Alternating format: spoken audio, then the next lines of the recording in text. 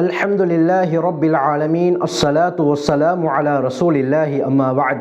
கண்ணியத்திற்குரிய இறைவனின் நல்லடியார்களே, அல்லாஹ்வின் சாந்தியும் சமாதானமும் என்றென்றும் நம் அனைவர் மீதும் உண்டாவதாக. தொடர்ந்து முஹம்மது ஸல்லல்லாஹு அலைஹி வஸல்லம் அவர்களுடைய வாழ்க்கை வரலாறுகளை ஒவ்வொரு பதிவில் ஆரம்பத்திலிருந்து தெளிவான ஆதாரங்களுடன் பார்த்து கொண்டு வருகிறோம். அந்த பதிவுகளை பார்க்காத சகோதரர்கள் அதனுடைய ஃபுல் பிளேலிஸ்ட்டை கீழே டிஸ்கிரிப்ஷன் பாக்ஸில் தருகிறேன், செக் பண்ணி பார்த்து கொள்ளுங்கள். அதிகமான பிரயோஜனங்களை நீங்கள் அடைந்து கொள்வீர்கள். கடைசி பதிவுல நபி அவர்களுடைய தாய், நபி அவர்களுடைய பாட்டனார் இறந்த விடயத்தை பற்றி பார்த்தோம். அதற்கு பிறகு நபி அவர்களுடைய பெரிய தந்தை அபூ தாலிப் அவர்கள் பொறுப்பெடுத்து சிறந்த முறையிலே தன்னுடைய மகன்மார்களை விட அதிக பாசம் காட்டி வளர்க்க ஆரம்பிக்கிறார்கள். நபி அவர்களுக்கு 12 வயதாகும் பொழுதே அபூ தாலிப் முஹம்மது ஸல்லல்லாஹு அலைஹி வஸல்லம் அவர்களை அழைத்து கொண்டு வியாபாரம் நிமித்தமாக ஷாம் நாட்டை நோக்கி செல்கிறார்கள். ஷாம் நாட்டிலே இருக்கக்கூடிய புஸ்ரா என்ற ஊரை வந்தடைகிறார்கள். இந்த புஸ்ரா என்ற ஊரிலே பஹீரா என்ற ஒரு துறவி இருந்தார். இவருடைய பேர் ஜர்ஜீஸ் என்பதாகவும் சொல்லப்படுகிறது. இந்த விடயமாக அல்லாமா இப்னு சஅத் தபக்காத்திலே தெளிவாக குறிப்பிடுகிறார்கள். இந்த பஹீரா ஃபாதிரி எப்பொழுதுமே வெளியில் வரமாட்டார். இந்த சந்தர்ப்பத்தில் இந்த வியாபார கோஷ்டி புஸ்ராவை வந்தடைந்து விட்டார்கள் என்ற செய்தி கேள்விப்பட்டதும் ஒரு காலமும் வெளிவராத பஹீரா என்ற துறவி இந்த கூட்டத்தாரை, இந்த வியாபார கோஷ்டியை சந்திப்பதற்காக வேண்டி வெளியே வந்தார். இந்த கோஷ்டியிலே இருந்த சிறுவர் முஹம்மது ஸல்லல்லாஹு அலைஹி வஸல்லம் அவர்களை கண்டதும் அவர்களுடைய கையை இந்த துறவி பஹீரா பிடித்து, ஹாதா சய்யிதுல் ஆலமீன், இவர்தான் இந்த அகிலத்தாருடைய தலைவர், அது மட்டுமல்லாமல் ஹாதா ரசூலு ரப்பில் ஆலமீன், அகிலத்தார்களுடைய இரட்சகனுடைய தூதராக இவர் இருக்கிறார், வஹாதா யபஅஸுஹுல்லாஹு ரஹ்மத்தன் லில் ஆலமீன், அல்லாஹ் இவரை இந்த அகிலத்தார்களுக்கு அருட்கொடையாக ஆக்கி அனுப்பியிருக்கிறார் என்று நபி அவர்களுடைய கையை பிடித்தவாறு சொல்லிக் கொண்டிருந்தார்கள். இதை கேட்ட அபூ தாலிபும் அந்த குறைஷியர்களும் இதை பற்றி உங்களுக்கு எப்படி தெரியும் என்று சொன்னதும் அந்த துறவி பஹீரா அபூ தாலிப் அவர்களை பார்த்து, இவர் இந்த பள்ளத்தாக்கு வழியாக, இந்த கணவாய் வழியாக வரும் பொழுது நடந்த விடயத்தை நீங்கள் கவனிக்கவில்லையா?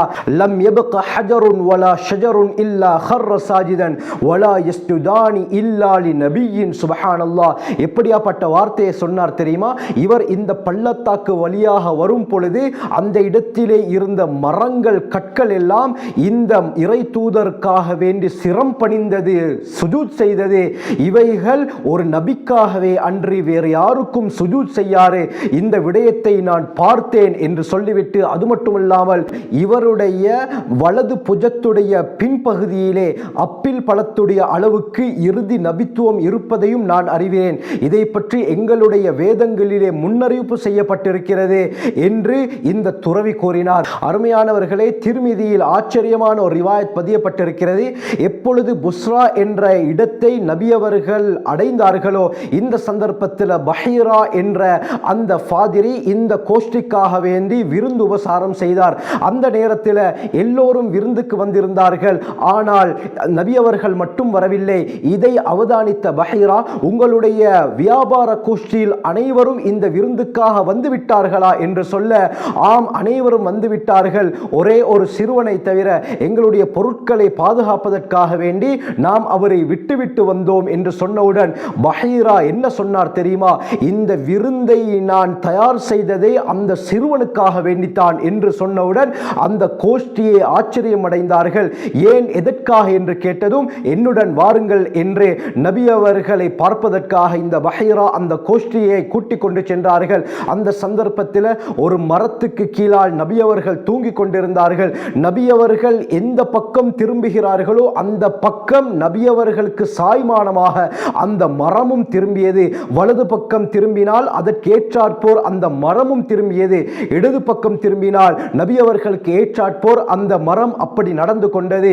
இது இறுதி நபியுடைய அடையாளம், இவரது இறுதி நபி என்பதாக பஹீரா சொன்னார். கண்ணியமானவர்களே, அது மட்டுமல்லாமல் இன்னொரு ரிவாயத்திலே வருகிறது, நபி அவர்கள் வரும் பொழுது நபி அவர்களுக்கு நேராக வானத்திலே ஒரு மேகமும் இவருக்கு நிழலித்துக் கொண்டிருந்தது. அதையும் நான் கண்ணால் பார்த்தேன் என்பதாக இந்த பஹீரா கூறினார். அதற்கு பிறகு என்ன நடக்கிறது?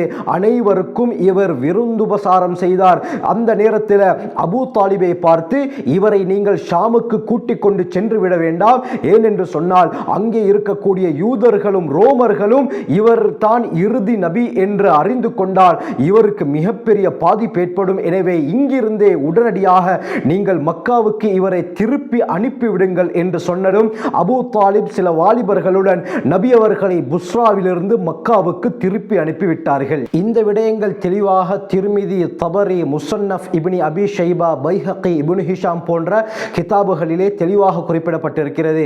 அருமையானவர்களை, இப்னு ஹிஷாமிலே வருகிறது, ஸல்லல்லாஹு அலைஹி வஸல்லம் அவர்கள் 20 வயதை அடைந்த பொழுது மக்காவுடைய பிரபல்யமான கடை தெரு ஒக்காதிலே மிகப்பெரிய ஒரு சண்டை ஏற்பட்டது. அதாவது குறைஷியர்களும் கினானா வம்சத்தினரும் சேர்ந்து கைஸ் ஐலான் கோத்திரத்தாருடன் சண்டையில் ஈடுபட்டார்கள். இதற்கு ஹர்புல் ஃபிஜார் என்று சொல்லப்படும். இந்த யுத்தம் அஷ்ஹுருல் ஹுரும், அல்லாஹ் தடைத்த அந்த மாதத்திலே நடந்ததின் காரணமாகத்தான் இதற்கு ஹர்புல் ஃபிஜார் என்று சொல்லப்படுகிறது. அதாவது கெடுதியுடைய போர் என்பது இதற்கு கருத்து. அருமையானவர்களை, இந்த போர், இந்த சண்டை ஏற்படுவதற்கு என்ன காரணம் என்று பார்த்தால், பர்ராத் என்பவன் கைஸ் ஐலான் வம்சத்தை சேர்ந்த 3 பேரை கடத்தி கொண்டு சென்று கொலை செய்து விட்டான். இந்த செய்தி மக்காவுடைய கடை தெரு ஒக்காதிலே பரவியது. இந்த கடை தெருவிலே இரு தரப்பினர்களும் வியாபாரம் செய்து கொண்டிருந்தார்கள். இந்த விடயம் கேள்விப்பட்டதும் இரு தரப்பினரும் அந்த இடத்திலே சண்டையிட ஆரம்பித்தார்கள். இந்த சண்டையுடைய ஆரம்பத்திலே கைஸுக்கு வெற்றி கிடைத்துக் கொண்டிருந்தது. ஆனால் நடுப்பகலுக்கு பின் இது அப்படியே திசை திரும்பி குறைஷியர்களுக்கும் கினானாவுக்கும் சாதகமாக மாறியது. இந்த சந்தர்ப்பத்தில் குறைஷியர்களுடைய சில வாலிபர்கள் சமாதான ஒப்பந்தம் செய்து கொள்வதற்கு விரும்பினார்கள். இரு தரப்பில் எந்த தரப்புக்கு அதிக உயிர் சேதம் ஏற்பட்டதோ அதற்கு மட்டும் அதிக நஷ்ட ஈடு கணக்கு பார்த்து தர வேண்டும் என்ற உடன்படிக்கை எழுதப்பட்டது. அதற்கு பிறகு இரு தரப்பினரும் சமாதானம் அடைந்தார்கள். இந்த சண்டை புனித மாதத்தில் ஏற்பட்டு அதனுடைய கலக்கத்தை ஏற்படுத்தியதின் காரணமாக இதற்கு ஹர்புல் ஃபிஜார், பாவப்போர் என்பதாக பெயரிடப்பட்டது. இந்த சண்டையிலே ஹஜ்ரத் ஸல்லல்லாஹு அலைஹி வஸல்லம் தன்னுடைய தந்தையின் சகோதரர்களுக்கு அம்பெய்து கொடுக்கக்கூடிய பணியிலே ஈடுபட்டிருந்தார்கள். இந்த யுத்தத்திற்கு பிறகு தான் அப்துல்லா பின் ஜுதான் அத்-தைமி என்றவருடைய வீட்டிலே ஹில்ஃபுல் ஃபுதூல் என்ற பெயரிலே ஒரு உடன்படிக்கை நடைபெற்றது. நீதம் நிலைநாட்டப்பட வேண்டும், அநீதம் இல்லாமலாக்கப்பட வேண்டும் என்ற பெயரில் இந்த சமாதான உடன்படிக்கை ஏற்படுத்தப்பட்டு ஒப்பந்தமும் நிறைவேற்றப்பட்டது. இதற்கு பிறகு ஹஜ்ரத் ஸல்லல்லாஹு அலைஹி வஸல்லம் அவர்கள் உழைக்க ஆரம்பித்தார்கள். அதற்கு பிறகு தான் ஹதீஜா ரலியல்லாஹு அன்ஹா அவர்களுடன் திருமணம் நடந்தது. இது பற்றிய விடயங்களை இன்ஷா அல்லாஹ் அடுத்த தொடரில் தெளிவாக பார்ப்போம். ஜஸாக்குமுல்லாஹு கைர். வாஹிரு தஅவானா அல்ஹம்துலில்லாஹி ரப்பில் ஆலமீன்.